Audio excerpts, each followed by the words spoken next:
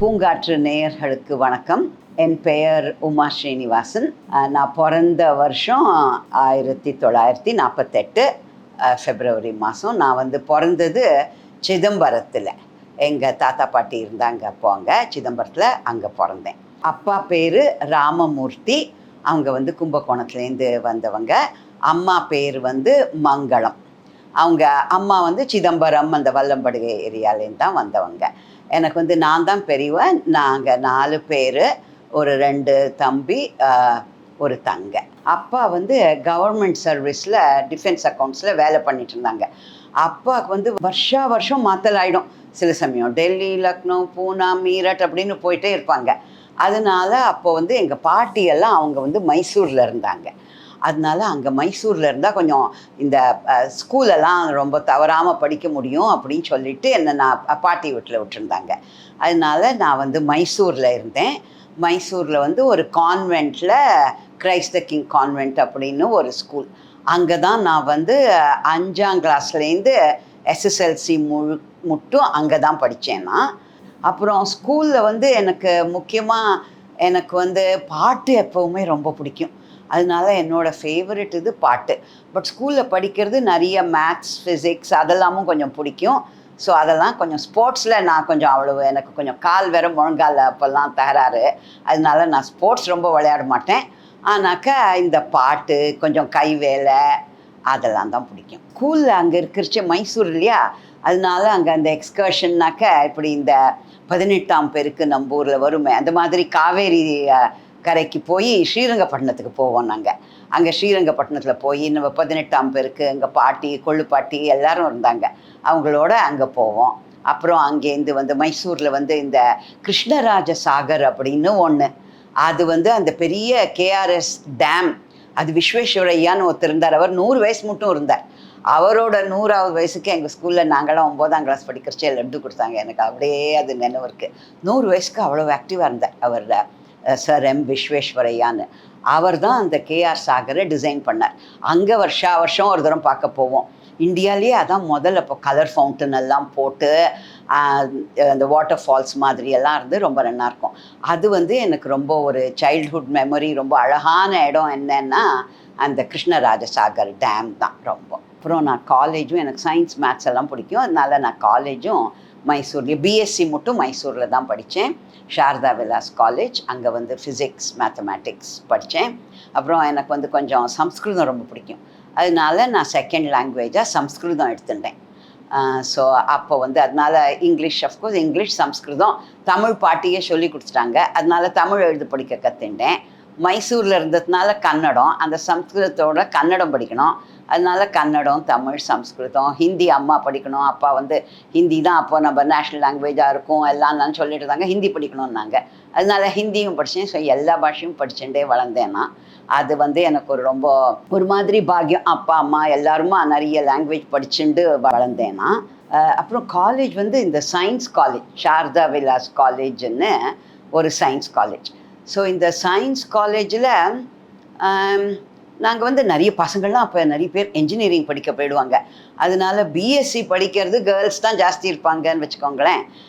So பசங்களும் இருப்பாங்க, இருந்தாலும் கேர்ள்ஸ் கொஞ்சம் குறைச்சல் தான் ஃபிசிக்ஸும் மேத்ஸும் படிக்கிறதுக்கு. ஆனாக்கா கேர்ள்ஸ் நிறைய பேர் சீக்கிரம் அப்போ இது நான் சொல்கிறது 1963, 64. அப்போல்லாம் சின்ன வயசில் நிறைய பேரை படிக்க விட மாட்டாங்க. அதனால படிக்க வரவங்க எல்லாரும் ரொம்ப ஆசையாக தான் படிக்க வருவாங்க. எங்கள் கிளாஸில் இருக்கிறவங்க எல்லாரும், பொண்கள் எல்லாருமே நம்ம கடனேன்னு யாரும் வரமாட்டாங்க. பசங்களாவது அப்பா அம்மா சில சமயம் ப்ரெஷர் போடணும், படிக்கணும்னு. பொண்கள்லாம் அந்த ஒரு நம்ம படித்தே ஆகணும், நமக்கு இந்த ஆப்பர்ச்சுனிட்டி கிடச்சிருக்குன்னு ஆசையாக வருவாங்க. அதனால் இப்போ அந்த காலத்தில் பொண்களே நிறைய தரம் பசங்களோட நிறைய மார்க் வாங்குவாங்க. அவங்க மார்க் வாங்காமல் இல்லை, நிறைய வாங்குவாங்க. ஆனால் உடனே கல்யாணம் பண்ணிடுவாங்க இல்லை, பிஎஸ்சி முடித்த உடனே. அதனால அவங்களோட அந்த ஒரு சயின்ஸ் டேலண்ட் சில சமயம் தெரியாமல் போயிடுறது. நன்னா கணக்கு இது படித்து என் கூட இருந்தவங்கள்லாம் என்தூசியாஸ்டிக்காக நன்னா படித்தவங்க தான். பிஎஸ்சி ஃபிசிக்ஸ் அண்ட் மேத்ஸ் படித்தேன்னா. அப்புறம் எம்எஸ்சி படிக்கணுன்ட்டு எனக்கு ரொம்ப ஆசை. அப்போ அப்பா சரி வீட்டில் கல்யாணம் அப்படின்னாங்க. இல்லைப்பா எப்படியும் எம்எஸ்சி மட்டும் படிச்சு விட்றேன் அப்படின்னு. எங்கள் அம்மாவுக்கு ரொம்ப படிக்கணும். எங்கள் அம்மாவுக்கு 14 வயசுலேயே கல்யாணம். அதனால எங்கள் அம்மா நான் தான் பெரிய பொண்ணு, உனக்கு எத்தனை வேணுமோ நான் படிக்க வைக்கிறேன் அப்படின்ட்டாங்க எங்கள் அம்மா. அதனால் அம்மா ஒத்துன்ட்டாங்க, எனக்கு எப்படியும் படிக்கலாம், அப்பாவும் சரி அப்படின்னாங்க. ஸோ எங்கள் அம்மா வந்து அவங்க 14 வயசில் கல்யாணம் பண்ணினாங்களே தவிர அவங்களுக்கு படிக்கணுங்கிறது அத்தனை ஆசை. நீங்கள் நம்ப மாட்டீங்க, எம்ஏ இங்கிலீஷ், எம்ஏ ஹிந்தி எல்லாம் படித்து ஒரு பெரிய நாவல் நந்தி நாயக்கன்னு தமிழ் எழுதினாங்க. அதை என்னை ட்ரான்ஸ்லேட் பண்ண சொன்னாங்க. அது பண்ணினதுக்கப்புறம் நான் என்னோட நாவல் இப்போது எச்ட் இன் கோல்டுன்னு இந்த வருஷம் தான் ரிலீஸ் பண்ணியிருக்கேன். அது வந்து இந்த தஞ்சாவூர் நாயக்கரை பற்றி. ஸோ அது வந்து எங்கள் அம்மாவோட ஆசீர்வாதம், அவங்களுக்கு இருந்த என்தூசியாசம். அவங்க கஷ்டப்பட்டு படித்தாங்க. எனக்கு வந்து அப்படியே என்னை படிக்கிறதுக்கு எனக்கு என்ன வேணுமோ நான் ஆசைப்பட்டது சரின்னு சொன்னாங்க. அதனால் எங்கள் அம்மாவுக்கு அப்புறம் எங்கள் பாட்டி வந்து பொண்கள்னால் பசங்களை விட குறைச்சலாக இல்லை, நன்னா படிக்கணுன்னாங்க. அம்மா பாட்டி எல்லாரும் ரொம்ப படிக்கணுங்கிற ஒரு அந்த ஒரு என்தூசியாசம் எங்கள் குடும்பத்தில் இருந்தது. அது நான் வந்து ரொம்ப எனக்கு பாக்கியம் அவங்கெல்லாம் இப்படி இருந்தது. அப்பாவுக்கு வந்து again he got transfer to Madras, மைசூர்லேருந்து. என்னோட பிஎஸ்சி முடியறதுக்கும் அப்பாவுக்கு மைசூர்லேருந்து மெட்ராஸ் ட்ரான்ஸ்ஃபர் பண்ணாங்க. கவர்மெண்ட் உத்தியோகத்தில் இருந்தாங்க இல்லையா. அப்போ வந்து நான் ஃபிசிக்ஸ் படிக்கணும்னு சொல்லிட்டு நான் மெட்ராஸ் கிறிஸ்டியன் காலேஜில் வந்து படித்தேன். இப்போ நான் மைசூர்லேயே இத்தனை வருஷம் 11 வருஷம் மேலே மைசூர்லேயே இருந்ததுனால என்னோட இம்ப்ரெஷன் என்னென்னா, மைசூரில் எல்லோரும் கொஞ்சம் நிதானமாக பேசுவாங்க, ஜோராக அதட்டி பேச மாட்டாங்க. பஸ்ஸில் போனாக்க, பஸ்ஸில் ஏறினாக்க வாங்கம்மான்னு கண்டக்டர் கூப்பிடுவாங்க. அங்கே எல்லாமே கொஞ்சம் நிதானமாகவும் இருப்பாங்க, பொறுமையாகவும் இருப்பாங்க. நான் அப்படியே பழகிட்டேன். முதல்ல மெட்ராஸ்க்கு இங்கேருந்து ட்ரான்ஸ்ஃபர் ஆன உடனே எல்லாரும் ஓடுற ஓட்டம், ஜோராக பேசுறது, கொஞ்சம் லவுடாக அதட்டி பேசினாலே எனக்கு கொஞ்சம் அப்போல்லாம் கொஞ்சம் பயமாக இருக்கும், இப்படி அதட்டி பேசுகிறாங்கன்னு. ஆனால் ஆசையாக இருந்தாலும் நமக்கு அந்த அந்த வால்யூம் பேசுறது லவுடாக இது எல்லாம் கொஞ்சம் இங்கே அவசரமாக எல்லோரும் அவசரப்படுறாங்கன்னு தோணும். ஆனால் காலங்கர்த்தால் எழுந்துடுவாங்க. அப்போல்லாம் 6 மணிக்கு எல்லாம் காரத்துலேருந்து பழங்காரத்துலேருந்து கார்த்தால் 6 மணிக்கு எல்லாம் பிஸியாக இருப்பாங்க. ஸோ அது ஒரு விதத்தில் நல்லாயிருக்கும். பாட்டு கேட்கும், பாட்டு கச்சேரி எல்லாம் இருக்கும் எல்லா இடத்துலையும். அப்புறம் கோவில் மணி, அது எனக்கு ரொம்ப பிடிக்கும். மெட்ராஸோட முக்கியமான சமாச்சாரம். இப்போ கூட எனக்கு காலங்கார்த்தால் ஒரு கோவில் மணி அடித்தா அது ஆஹான்னு அது ஒரு மாதிரி ஒரு நம்மளை ஒரு நாளைக்கு தயார் பண்ணுற மாதிரி இருக்கும். அது ஒரு மெட்ராஸோட ஒரு அழகான சமாச்சாரம். ஸோ அது எனக்கு ரொம்ப பிடிச்சிது. அஃப்கோர்ஸ் இங்கே வந்த உடனே பீச், மைசூரில் பீச் கிடையாது. அதனால இங்கே அந்த பீச் கொஞ்சம் போகிறதுக்கு நல்லாயிருக்கும். இருந்தாலும் எனக்கு வந்து இட்ஸ் இன்ட்ரெஸ்டிங். எனக்கு என்னென்னா இந்த நம்ம ஒரு வாசனை இருக்கு இல்லையா, ஒரு ஊருக்கு ஒரு வாசனை. மெட்ராஸ் வந்தால் அதுதான் எனக்கு ரொம்ப, ஒரு பக்கம் இந்த பீச் வாசனை இருக்கும், ஒரு பக்கம் மல்லிகைப்பூ வாசனை இருக்கும், ஒரு பக்கம் பீச்சில் போனால் மீன் வாசனை இருக்கும், விதவிதமான வாசனை. ரசம் கொதிக்கும் பக்கத்து வீட்டில். ஸோ இங்கே மெட்ராஸில் வந்து கொஞ்சம் வாசனை ஜாஸ்தி. அந்த வாசனை ஆக்சுவலி நான் மச் லேட்டர், நான் இப்போ ஆஸ்திரேலியாவில் இருக்கேன் இல்லை, அங்கே நான் வாசனையை ரொம்ப மிஸ் பண்ணுறேன். இந்த மாதிரி மெட்ராஸில் இருக்கிற விதவிதமான வாசனை அங்கே எனக்கு அந்த வாசனை வருதில்லை. போன புதுசில் அது ரொம்ப மிஸ் பண்ணுவேன். எனிவே, கம்மிங் பேக் டு, நான் இங்கே கிறிஸ்டியன் காலேஜில் படித்தேன். அப்போ வந்து நாங்கள் 20 பேர் இருந்தாங்க எம்எஸ்சி படிக்கிறச்சு. நாங்கள் 6 பொண்கள் இருந்தோம், 6 பெண்கள், 14 பசங்கள் இருந்தாங்க. அவங்களோட இப்போ கூட சில பேரோட நான் கான்டாக்ட் வச்சுட்டு இருக்கேன். இன்ஃபேக்ட் இப்போது ரீசெண்ட்லி இந்த புக்கை லான்ச் பண்ண போது எச்ட் இன் கோல்டு மெட்ராஸில் லான்ச் பண்ணேன்.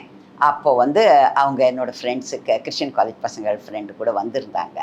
ஸோ அவங்களோட இப்போ இந்த வாட்ஸ்ஆப்பெல்லாம் வந்து கொடுத்துல கான்டாக்ட் விட்டு போயிடுது அதுக்கப்புறம். ஆனால் இப்போ எல்லோரும் திருப்பி we are all in contact. So MSc முடிச்சப்புறம் மெட்ராஸில் ஆச்சு.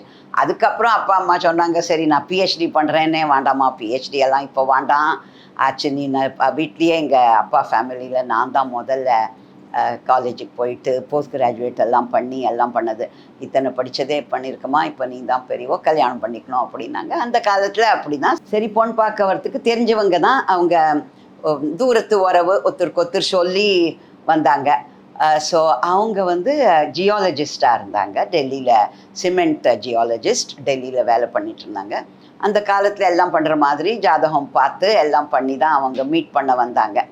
அப்போ வந்து சரி மீட் பண்ணால், நான் வந்து படிச்சிருக்கேன்ல, அவங்க வீட்டிலலாம் அவங்க சொல்கிறாங்க, இவர் கொஞ்சம் நிறைய படிச்சிருக்கா, வேறு விதமாக எதிர்பார்ப்பு இருக்கும் அப்படின்ட்டுன்னு. நான் சொன்னேன், அப்போ பார்க்க வரைச்சே எனக்கு எதிர்பார்ப்பு ஒன்றும் கிடையாது எனக்கு. ஆனால் இங்கே பார்க்க வந்து மாப்பிள்ளையோட பேசணும், சும்மா ஒரு 5 நிமிஷம் அப்படி பார்த்துட்டு போய் சொஜ்ஜி பஜ்ஜி சாப்பிட்டு கொடுத்தா எனக்கு போராது. நான் வந்து படிச்சிருக்கேன், அதனால எனக்கு வேறு விதமான நினைப்புகள்லாம் உண்டு, எனக்கு ஆசைகள் உண்டு, அதனால அதை பற்றி எனக்கு தெரிஞ்சுக்கணும் அப்படின்னு நான் சொன்னேன். அவங்க வீட்டிலலாம் லைஃப் முழுக்க அப்புறம் பேசலாமே அப்படின்னாங்க. நான் வந்து அப்புறம் எங்கள் அப்பாகிட்ட சொன்னேன், அப்புறம் பேசலாமா வேண்டாமான்னு நான் யோஜனை பண்ணணும் இல்லையா, அப்புறம் பேசுகிறதுக்கு இப்போ பேசினாதான்ப்பா நான் வந்து டிசைட் பண்ண முடியும். அவங்கள இன்னும் கொஞ்சம் நாள் இருக்க சொல்லி சாப்பிட்டுட்டு போக சொல்லுங்கள், இன்னும் கொஞ்சம் நன்னா பேசலாம். நான் முக்கியமாக என்ன சொன்னேன்னா, நல்லா ஜோக் அடிக்கிறாங்களா, சிரிச்சுன்னு இருக்காங்க, பாக்கி எவ்ரிதிங் பாக்கி எல்லாம் சரிப்பட்டு வரலாம், கொஞ்சம் ஹியூமரஸாக இருக்கணும், சந்தோஷமாக சிரித்தபடியான மனுஷனாக இருக்கணும். பாக்கி என்ன நமக்கு தெரியும், எல்லாம் அவங்க படிச்சிருக்காங்க, நான் எங்கே படிச்சிருக்கேன், எங்கே வேலை பார்க்குறாங்க, சிமெண்ட் கம்பெனியில் நல்ல சம்பளம் வாங்குறாங்க, அவங்க ஃபேமிலி எல்லாம் நல்லவங்க, அதெல்லாம் தெரியும். ஆனால் அவங்களுக்கு வந்து ஒரு சென்ஸ் ஆஃப் ஹியூமர் இருக்கா, நன்னா சிரிச்சுன்னு இருப்பாங்களா, இல்லை கடுக்கடுன்னு இருப்பாங்களான்னு, கடுக்கடுன்னு இருந்தால் சரிப்பட்டு வராது. அந்த மாதிரி தான் நான் பார்த்துட்டு இருந்தேன். அவங்க இந்த ஒரு 2 மணி நேரம் இருக்க சொல்லுப்பா, சாப்பிட இருக்க சொல்லு. அப்புறம் எங்கள் அப்பாவும் சொன்னாங்க, அவங்க டெல்லியிலேருந்து வந்திருந்தாங்க, ஹோட்டலில் தானே இருக்கா, அதுக்கு பதிலாக வீட்டில் இருந்து.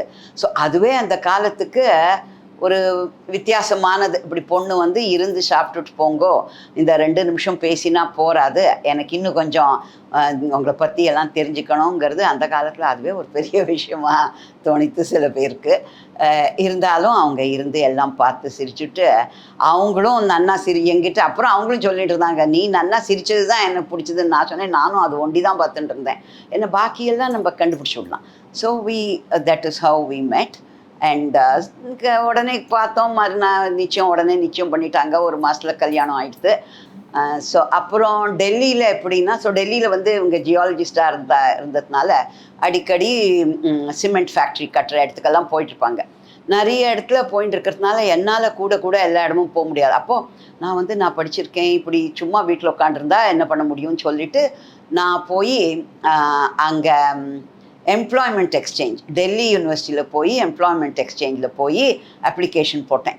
எங்கள் வீட்டில் அவர் மிஸ்டர் ஸ்ரீனிவாசன் எப்போவுமே ஜோக் பண்ணுவார், நீ ஒத்தி தான் எம்ப்ளாய்மெண்ட், எனக்கு தெரிஞ்ச எம்ப்ளாய்மெண்ட் எக்ஸ்சேஞ்சில் போய் அப்ளிகேஷன் போட்டு அதுலேருந்து வேலையும் கிடச்சி அந்த வேலையும் பார்க்குற ஆள் நீ ஒத்தி தான்னு. அப்போல்லாம் எம்ப்ளாய்மெண்ட் எக்ஸ்சேஞ்ச் போனால் வேலை கிடைக்குமா, இன்டர்வியூ வருமா, வந்தால் நமக்கு வேலை கிடைக்குமா அப்படின்னு. நான் ஹிந்திக்கு அங்கே டெல்லிக்கு போனேன்னா ஹிந்தி படிச்சிருக்கேன், அந்த பிரவேஷிக்கா மட்டும் எக்ஸாம் எல்லாம் பாஸ் பண்ணேன். இருந்தாலும் பேசுகிறச்சே ஹிந்தியில் எல்லாத்துக்கும் ஜெண்டர், நாற்காலி, குர்சி, கடி, குர்சி ஹே, மேஸ் படா ஹே, குர்சி படி ஹே. ஸோ எது ஃபெமினைன் எது மேஸ்குலைன் ஜெண்டர் அதெல்லாம் கொஞ்சம் தப்பு பண்ணுவேன், இருந்தாலும் பேசிடுவேன். அப்படியே பேசிண்டு அப்போ அங்கே வந்து ஸ்கூல் டீச்சர் வேலை கிடச்சிது. அப்போல்லாம் வந்து வீட்டோட போயிட்டு கிட்டக்க இருந்தது, ஸோ போயிட்டும் வர முடியும், அப்புறம் ஸ்கூலில் வேலை பார்க்கலாம் அப்புறம் அப்படின்னு சொல்லிட்டு, ஸோ ஸ்கூல் டீச்சராக ஃபிசிக்ஸ் சொல்லி கொடுத்துட்டு இருந்தேன். வந்து ஹெச்எஸ்சி ஸ்டூடெண்ட்ஸ்க்கெல்லாம் 11, 12ஆம் கிளாஸ்க்கு. ஸோ மெயின்லி அதுதான் சொல்லி கொடுத்துட்ருந்தேன் சீனியர் ஸ்டூடெண்ட்ஸுக்கு. ஸோ தென் அங்கே பண்ணிட்டு இருக்கிறச்சே தான் எனக்கு இப்போ வந்து 2 பசங்கள் இருக்காங்க, பொண்கள். பெரிய பொண்ணு வந்து அப்போ அங்கே தான் பிறந்தா, டெல்லியில் இருக்கிறச்சே தான் பிறக்கிறச்சே நான் பெங்களூருக்கு வந்தேன் அம்மா அப்பா வீட்டுக்கு. அப்போல்லாம் அம்மா அப்பா வீட்டுக்கு தான் வந்து இருப்போம் இல்லையா, அவங்களோட ஹெல்ப் வேணுமே நமக்கு குழந்தைகளெல்லாம் வளர்க்குறதுக்கு. முதல் 3 மாதம் பெங்களூருக்கு வந்திருந்தேன். ஸோ என் பெரிய பொண்ணு பெங்களூரில் தான் பிறந்தா. அவள் வந்து அப்புறம் இப்போது அவள் பெரியவளா போயிட்டு இப்போ அவள் சயின்டிஸ்டாக இருக்கா, நியூரோ சயின்டிஸ்டாக இருக்கா அமெரிக்காவில். ஸோ அது பெரிய பொண்ணு, அவள் அப்போ பிறந்தா. நான் ஸ்கூல் போகிறது எனக்கு என்ன சௌரியமாக இருந்ததுன்னா, சில சமயம் குழந்தைகளோட அந்த அழைச்சிட்டு போகலாம் அந்த ஸ்கூல் போகிறச்சே. அப்புறம் குழந்தைகிட்ட விட்டுட்டு டெல்லியிலலாம் வந்து கரெக்டாக 8லேருந்து 2 மணிக்குள்ளே ஸ்கூலு, அதனால மத்தியானம் 2 மணிக்கெல்லாம் வீட்டுக்கு வந்துடலாம். ஸோ குழந்தைகளை பார்த்துக்கிறதுக்கு சௌரியமாக இருந்ததுன்னு கொஞ்ச நாள் நான். அப்புறம் 2வது பொண்ணு பிறந்தா சௌமியா, அவள் மெட்ராஸில் பிறந்தா, அவளும் எலக்ட்ரிக்கல் இன்ஜினியர், அவள் ஆஸ்திரேலியாவில் இருக்கா இப்போது.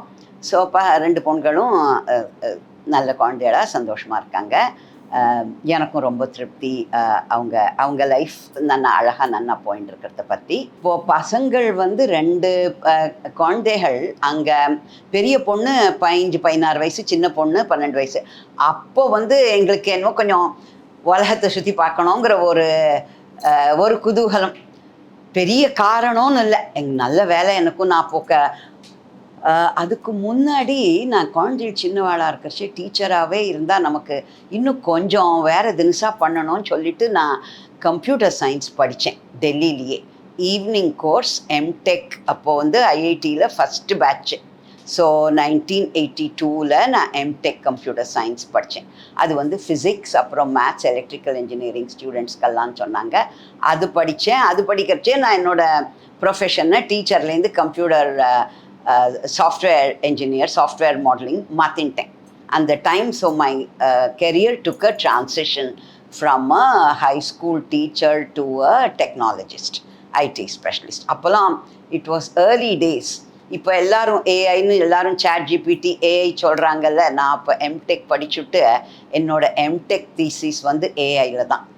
அது வந்து என்னோட எம்டெக் தீசிஸ் வந்து இட் வாஸ் கால்ட், இங்கிலீஷில் சொல்கிறேன், அது it was called a natural language interface for expert systems. So it was a language model for expert systems. அது வந்து 1984. அப்போது எங்கள் ஹஸ்பண்டுக்கு பாம்பே ட்ரான்ஸ்ஃபர் ஆகிடுது. நாங்களும் பாம்பே ஷிஃப்ட் பண்ணோம். பாம்பே டிஏஎஃப்ஆரில் பிஹெச்டி தீசிஸ் முடிச்சுட்டு அப்புறம் பாம்பேயில் வேலை பார்த்துட்டு இருந்தேன் நான் கம்ப்யூட்டரில். சிஎம்சி அப்படின்னு, CMC was the public sector computer maintenance corporation. அங்கே எஜுகேஷன் ட்ரைனிங் மேனேஜராக இருந்தேன், சாஃப்ட்வேர் கன்சல்டண்ட்டாக இருந்தேன். ஸோ அங்கே வந்து நான் நிறைய வருஷம் அங்கே வேலை பார்த்தேன், 8 வருஷம் பாம்பேயில். அப்போ வந்து பசங்கள் வளர்ந்தாங்க, அவங்க ஸ்கூலுக்கு பாம்பேயில் படிச்சுட்டு இருந்தாங்க. பெரிய பொண்ணு ஸ்கூல் முடிக்கிறச்சே அப்போது வந்து ஒவ்வொரு என்தூசியாசம். சரி, ஆஸ்திரேலியாவில் அவரும் ஜியாலஜிஸ்ட்டு, நானும் ஐடியில் இருந்தேன். ஸோ நிறைய இது இருக்கும், கொஞ்சம் போய் பார்க்கலாம், வெளியூர் போகலான்னு ஏதோ ஒரு க்யூரியாசிட்டியில் போட்டோம். ஏதோ அப்ளிகேஷன். என்னோட தம்பியும் சொன்னான், வா நம்ம ஆஸ்திரேலியாவுக்கு போகலாம் அப்படின்னு. சரி, அவனும் சொன்னானேன்னு அப்ளிகேஷன் போட்டேன். எனக்கு 6 மாதத்துக்குள்ளே வந்துவிடுது. அப்போல்லாம் ஐடிக்காராளுக்கு 91 இது. அப்போது ஐடிக்காராளுக்கு ரொம்ப சுலபமாக கிடச்சிடும். நான் வந்து என்னடாப்பா வந்துடுச்சே, இப்படி நம்ம ஏதோ வேடிக்கைக்கு போட்டோமே, போடலாமா வேண்டாமான்னு ஒரு சந்தேகம் எனக்கு. ஏதோ இப்படி சும்மா ஒரு கேஷுவலாக போட்ட இது. பட் சில சமயம் நம்ம எங்கெங்கே போகணுங்கிறது ஏதோ ஒரு ப்ரீடிட்டர்மின் மாதிரி இருக்குது நமக்கு. சில சமயம் நம்ம கையில் இந்த ஒரு கார்ட்ஸ் விளையாடணும் கொடுப்பாங்கல்ல, நமக்கு என்னென்ன கார்டு விழுதோ அதை தான் நம்ம அழகாக விளையாடணும். அவ்வளோதான். ஒரு மோட்டிவேஷனோட, ஒரு என்தூசியாசமோட அதை எடுத்துக்கணும். ஸோ அங்கே போனேன். அங்கே போனால் எனக்கு, நான் இங்கே ஹெல்த்தில் ஜேஜே ஹாஸ்பிட்டல், அப்புறம் பாம்பேயில் வந்து ஜெஸ்லோக் ஹாஸ்பிட்டல், நிறைய ஹாஸ்பிட்டலுக்கு நான் சாஃப்ட்வேர் டிசைன் பண்ணிட்டு இருந்தேன் அப்போது. ஸோ அப்போல்லாம் வந்து இத்தனை ஹாஸ்பிட்டலுக்கு இவ்வளோ சாஃப்ட்வேர்லாம் கிடையாது இந்தியாவில். நாங்கள் சிஎம்சியில் பண்ணிட்டு இருந்ததெல்லாம் ரொம்ப முதல் தரமாக பண்ணிட்டு இருந்தோம் அப்போது. அப்புறம் தான் டிசிஎஸ் எல்லாம் பண்ணாங்க, இன்ஃபோசிஸ் எல்லாம் வந்ததெல்லாம் அப்புறம். இது வந்து சிஎம்சி அதுக்கும் முன்னாடி நாங்கள் பண்ணிட்டு இருந்தது. அதனால நான் ஆஸ்திரேலியா போன உடனே எனக்கு அங்கேயும் நல்ல ப்ராஜெக்ட் டைரக்டராக நல்ல வேலை ஹாஸ்பிட்டலில், பெரிய ஹாஸ்பிட்டலில் கிடச்சிது, கவர்மெண்ட்டில் வேலை கிடச்சிது. அங்கே போய் ஒரு 70 ஹாஸ்பிட்டல் சிஸ்டமை என்னை இன்டகிரேட் பண்ணணும்னு பெரிய வேலை கொடுத்தாங்க. அது பண்ணுறதுக்கு எகெயின் நான் சொல்கிற மாதிரி ஒரு ஆப்பர்ச்சுனிட்டி வரைச்சி, ஒரு கதவு திறந்தால் நம்ம அதை எட்டி பார்க்கணும். அப்போது அதை பற்றி விசாரிக்கிறதுக்கு பக்கத்துலேயே யூனிவர்சிட்டி இருந்தது, university of New South Wales.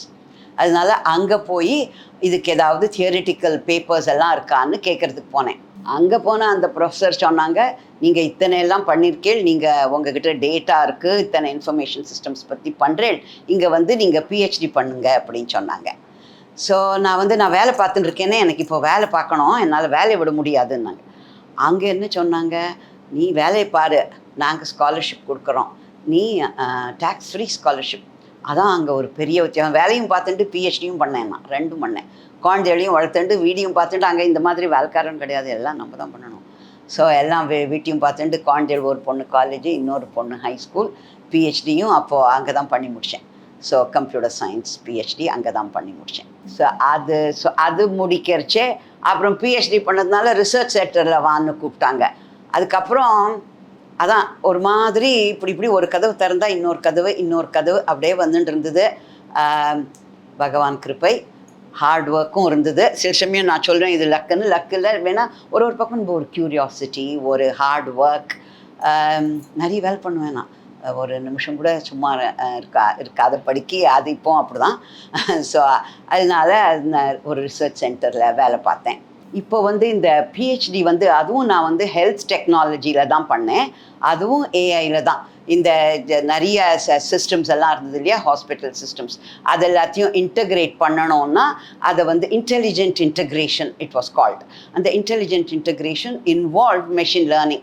இப்போ இந்த ஏஐக்கு அடியில் இருக்கிற ஆல்கரிதம்ஸ் எல்லாம் they use to be called machine learning. இப்போ சும்மா எல்லாரும் ஏஐன்னு ஒரு பெரிய இதாக வந்தாச்சு, பட் அந்த ஆல்கரிதம்ஸ் எல்லாம் மெஷின் லேர்னிங். அதெல்லாம் தான் உபயோகப்படுத்தி நான் பிஹெச்டி பண்ணேன்.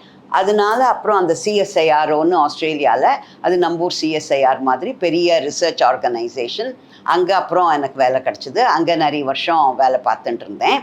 அங்கே வந்து அங்கேயும் வந்து 2 ஏரியாவில் வேலை பண்ணிட்டு இருந்தேன். ஒன்று வந்து இந்த மல்டிமீடியா, இப்போ வந்து இந்த டேட்டா விதவிதமாக வருது இல்லையா, அங்கே 2 பெரிய ப்ராஜெக்ட் பண்ணிட்டு இருந்தேன். 2ம் கம்ப்ளீட்லி டிஃப்ரெண்ட். ஒன்று வந்து எப்படின்னா டோட்டலி, இது ஏன் சொல்கிறேன்னா ஒரு இன்ட்ரெஸ்ட்டுக்கு சொல்கிறேன். இது வந்து இந்த ஸ்போர்ட்ஸ் இருக்கேன், நம்ம ஊரில் எல்லாருக்கும் கிரிக்கெட் பிடிக்கும்ல. இந்த கிரிக்கெட் வந்தால் உடனே ஹைலைட் வந்தால் அப்புறம் இப்படி ஹைலைட் காட்டுவாங்க. நாள் முழுக்க ஸ்போர்ட்ஸ் நடக்கும், பட் எல்லாருக்கும் சில சமயம் ஹைலைட் பார்க்கணும். யார் வந்து அவுட் ஆனாங்க, யார் வந்து கேட்ச் போட்டாங்க, என்னாச்சு எக்ஸைட்டிங் மூமெண்ட்ஸ்னு. அதை வந்து எப்படி டிடெக்ட் பண்ணுறது using digital video. So automatic detection of sports highlights அப்படின்னு சொல்லிட்டு அந்த டிஜிட்டல் வீடியோலேருந்து அதோட சிக்னல்ஸை பார்த்து பண்ணுற ஒரு பெரிய வேலை வந்து ஒன்று பண்ணோம். அது வந்து நான் வந்து டீம் லீடராக இருந்தேன், என்னோட ஒரு டீம் வேலை பண்ணாங்க. அதெல்லாம் வந்து ஆஸ்திரேலியா பேப்பர்லலாம் கூட வந்தது, ஆட்டோமேட்டிக் டிடெக்ஷன் ஆஃப் ஸ்போர்ட்ஸ் ஹைலைட்ஸ்னு. அதை பற்றி நிறைய பேப்பர்ஸ், ரிசர்ச் பேப்பர்ஸ், புத்தகம் எல்லாம் எழுதியிருக்கேன் நான். ஸோ நிறைய ரிசர்ச் பேப்பர்ஸ் எல்லாம் பப்ளிஷ் பண்ணியிருக்கேன். அது ஒரு ஏரியா. இன்னொரு ஏரியா வந்து பேக் டு ஹெல்த். நான் இந்த ஹெல்த் ரிலேட்டடே பண்ணிட்டு இருந்தேன்னா medical record systems, looking at anomalies of health claims எல்லாம் எப்படி இருக்குது. எல்லாரும் இப்போ ஹாஸ்பிட்டல் போனாங்கன்னா சில பேர் திருப்பி ரிட்டர்ன் போகிறாங்க. அந்த சர்ஜரி சக்ஸஸ் ஆச்சா, ஆகலையா, ஏன் ஆகலை, அதெல்லாம் டேட்டா வச்சுட்டு அனலைஸ் பண்ணுறது. அந்த வேலை நிறைய பண்ணிட்டு இருந்தேன். அதுவும் எனக்கு வந்து திருப்பி ரிசர்ச் அவார்டு கிடச்சிது ஆஸ்திரேலியாவில். அது வந்து ரிசர்ச் சயின்டிஸ்ட் எங்கள் டீமுக்கு அவார்ட் கிடச்சிது. அந்த நாங்கள் பண்ண அது இன்னொரு ரிசர்ச் சென்டர், கோஆப்ரேட்டிவ் ரிசர்ச் சென்டர்னு. அது எப்படின்னாக்கா யூனிவர்சிட்டியும் வருவாங்க, இண்டஸ்ட்ரி ஃபண்டிங் பண்ணுவாங்க, பிஹெச்டி ஸ்டூடெண்ட்ஸ் பண்ணுவாங்க. நான் கிட்டத்தட்ட 10 பிஹெச்டி ஸ்டூடெண்ட்ஸ் கைட் பண்ணிட்டு இருந்தேன். அப்போது அந்த வேலையும் ரிசர்ச்லேயும் அவார்ட் கிடச்சிது. அப்புறம் அந்த வேலையெல்லாம் சேர்த்து ஒரு கம்பெனி ஸ்டார்ட் பண்ணாங்க, ஒரு software company. So that company also taken off very well. இப்போ அந்த கம்பெனியில் 100 பேருக்கு மேலே வேலை பண்ணுறாங்க. நான் பண்ணது ரிசர்ச் பின்னாடி. நான் கம்பெனி சேரலை, நான் திருப்பி ரிசர்ச்கே வந்துட்டேன் ஆஸ் அன் அகாடமிக். அப்புறம் யூனிவர்சிட்டியில் ப்ரொஃபஸராக இருந்தேன், கொஞ்சம் பிஹெச்டி ஸ்டூடெண்ட்ஸ்க்கெல்லாம் கைடு பண்ணிட்டு இருந்தேன். அப்படியே 72 வயசு மட்டும் போச்சு. இப்போ வந்து இது கோவிட் வந்து ஒரு மாதிரி, அது வந்து கொஞ்சம் ஒரு டிரான்சிஷன். அது நம்ம எல்லாம் கொஞ்சம் நினைக்க வச்சுது கொஞ்சம். ஏன்னா நம்ம எல்லாரும் அவாவா வீட்டில் தான் இருந்தோம் அப்போது. ஸோ வீட்டிலேருந்து நம்ம வேலை பண்ணணும், எல்லோரும் வீட்டிலேருந்து தான் வேலை பண்ணணும். என்னோடய ஸ்டூடெண்ட்ஸ் எல்லாம் கொஞ்சம் முடித்தாங்க. திருப்பி வீட்டிலேருந்து வேலை பண்ணுறதுக்கு வேறு எனக்கு வந்து அப்போது எங்கள் அம்மாவை பற்றி சொன்னேன் இல்லையா, எங்கள் அம்மா ஒரு புத்தகம் எழுதியிருந்தாங்க 2015. அவங்க இல்லை 2010 அவங்க எழுதி முடிச்சிட்டாங்க. அவங்க அப்புறம் போயாச்சு. அப்போது வந்து அம்மா சொன்னாங்க, நீ வந்து இந்த தமிழ் புஸ்தகம் நந்தி நாயக்கன், அந்த நாயக்கர் வரலாறு தஞ்சாவூர், அதை வந்து நீ கொஞ்சம் டிரான்ஸ்லேட் பண்ணு இங்கிலீஷில் தமிழ்லேருந்துன்னு அம்மா சொன்னாங்க. சரின்னு அதை நான் அப்போ படிக்க ஆரம்பித்தேன். அப்போ நான் வேலை பார்த்துட்டு இருக்கிறச்சேயே கொஞ்சம் லாங் சர்வீஸ் லீவ்னு உண்டு. அந்த லீவ் போதெல்லாம் தஞ்சாவூர் போய் அம்மா எழுதியிருக்கிறது நமக்கு புரியணும் தஞ்சாவூர் பற்றின்னு சொல்லிட்டு தஞ்சாவூருக்கு போய் பார்த்து எல்லாம் பண்ணிட்டு இருந்தேன். அப்போ எனக்கு அந்த தஞ்சாவூர் ஹிஸ்ட்ரி, நான் பிறந்த ஊர் சிதம்பரம், அங்கெல்லாம் சுற்றி பார்த்து இதெல்லாம் நம்ம அங்கே இருக்கோம், இதெல்லாம் நமக்கு இன்னும் அவ்வளவா இதை பற்றி எல்லாம் இன்னும் கொஞ்சம் தெரிஞ்சுக்கணும், நம்பூர் இல்லையாங்கிற அந்த க்யூரியாசிட்டி கொஞ்சம் கொஞ்சமாக வர ஆரம்பிச்சுது. அப்போது அம்மாவோட அந்த புக்கை டிரான்ஸ்லேட் பண்ணி டெம்பிள் பில்டர்னு எழுதினேன். அது எழுதுறச்சே ரொம்ப I felt such a deep satisfaction. நம்ம அதை பற்றி எழுதுகிறோம், நம்மளோட அது ஒரு க்ரியேட்டிவ் அர்ஜ் ஒன்று. அதனால அப்போது அது இப்படி சரி நம்ம இன்னும் கொஞ்சம் கதை எழுதணுங்கிற அந்த ஒரு என்தூசியாசம் வந்தது. சரி இப்போ நம்ம டெக்னிக்கலாகவே எழுதிட்டு இருக்கோம், கொஞ்சம் க்ரியேட்டிவாக அப்படி கதை எழுதினா நல்லா இருக்குங்கிற ஒரு ஷார்ட் ஸ்டோரிஸ் எழுதிட்டு இருந்தேன், ஏதோ போய்ட்ரி எழுதிட்டு இருந்தேன், அதெல்லாம் டைரியிலேயே எழுதி வச்சுட்டு இருந்தேன். அப்புறம் தான் இந்த கோவிட் வரைச்சே ஒரு மாதிரி சரி, நம்ம என்னோடய பசங்களும் எல்லாம் ஸ்டூடெண்ட்ஸ் எல்லாம் கரெக்டாக முடித்தாங்க. அடுத்த பஞ்ச் ஸ்டூடெண்ட்ஸ் வந்து அவங்கள பாதியில் விட முடியாது, 4 வருஷம் பிஹெச்டி பண்ணச்சே இருக்கணும். சரி இப்போ தான் நமக்கு வந்து அதுக்குள்ளே அது 72 வயசு. எனக்கு வந்து அவங்க அங்கே வந்து நீங்கள் ரிட்டையர் ஆகிடுன்னு சொல்ல மாட்டாங்க. இஃப் யூ ஆர் ப்ரொடக்டிவ், நீ நல்லா வேலை பண்ணிட்டு இருந்தால் போரும்னு சொல்ல மாட்டாங்க, இன்னும் இருந்தான் சொல்லிட்டு இருந்தாங்க. எனக்கு போரும்னு அங்கே யாரும் சொல்லலை. எனக்கு வந்து இனிமேல் போகிறோம், நம்ம வந்து வேறு திங்ஸா. எனக்கு இப்போ புஸ்தகம் எழுதணும்னா இப்போ எனக்கு எனர்ஜி இருக்குது, என்தூசியாசம் இருக்குது, எழுதணுங்கிற அந்த ஒரு ஆர்வம் இருக்குது. அதனால இப்போ எழுதணும். அது போயிட்டு கையும் காலும் வலிக்கிறச்சே எழுதக்கூடாது, கை கால் தைரியமாக இருக்கிறச்சே எழுதணும், நன்னா எல்லாம் சௌரியமாக இருக்கிறச்சே. எனக்கு வந்து எனக்கு வந்து இந்த க்யூரியாசிட்டி, இன்ட்ரெஸ்ட் அதெல்லாம் வேறு இருக்க. எனக்கு பாட்டு ரொம்ப பிடிக்கும். அதனால் நான் வீணை வாசிப்பேன்னு சொன்னேன். இன்னொன்று நடுவில் சைடு நான் பியானோ கற்றுட்டேன். 10 வருஷம் பியானோ வாசித்தேன். நான் நடுவில் ஒரு தரம் எனக்கு கை கொஞ்சம் உடஞ்சி போச்சு. ஐ ஹேட் அ பேட் ஃப்ராக்சர் கையில், ரைட் ஹேண்ட். அப்போல்லாம் கார் ஓட்ட முடியல, ஒன்றும் பண்ண முடியல. ஆனால் வேலை இருந்தது ஆஃபீஸில். உங்கள் மூளைதாம்மா வேணும், கை இல்லைன்னா பரவாயில்ல அப்படின்னாங்க. ஸோ ஒரு வருஷம் வலது கை இல்லாமல் இடது கையாலேயே எல்லாம் எழுதிண்டு, இடது கையாலேயே பவர் பாயிண்ட் பண்ணிட்டு எல்லாம் பண்ணிட்டு இருந்தேன் நான். அதுக்கப்புறம் தான் எனக்கு சரி இந்த பியானோ கற்றுண்டா 2 கைக்கும் நிறைய வேலை, கை, கண், தலை, நோட்ஸ் எல்லாம் படிக்கணும். ஸோ அதெல்லாம் கற்றுண்டா நமக்கு ஐ ரெட் திஸ் புக், இது வந்து the brain that changes it self அப்படின்னு. ஸோ ஆஸ் யூ ஆர் நமக்கு கொஞ்சம் நான் வந்து வயசாச்சுன்னு சொல்ல மாட்டேன், அந்த ஒரு நம்பர் இன்க்ரீஸ் ஆக அதுக்கு கொடுக்க வேண்டிய எக்ஸசைஸ் மூளைக்கும் கொடுக்கணும், உடம்புக்கு மட்டும் கொடுத்தா போகாது.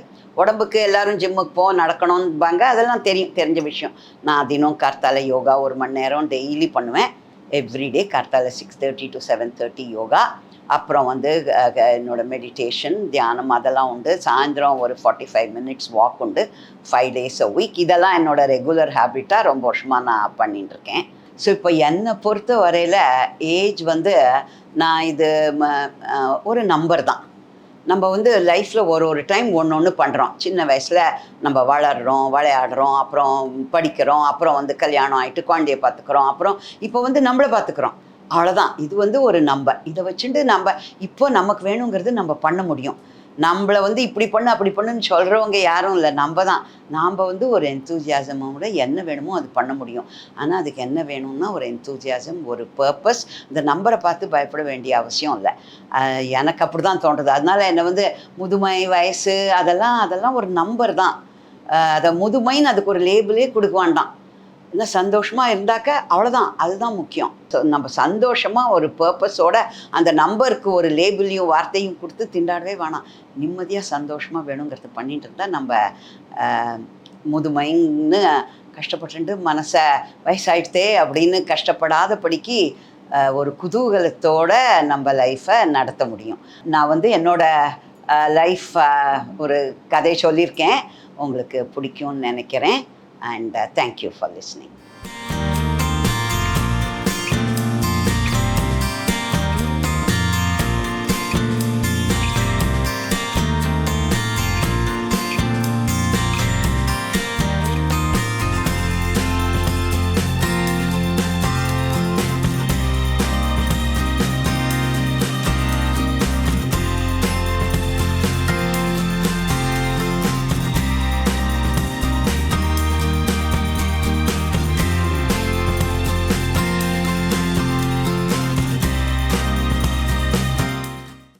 பூங்காற்று, இது நாளைய நல்வாழ்விற்கான வழிகாட்டு.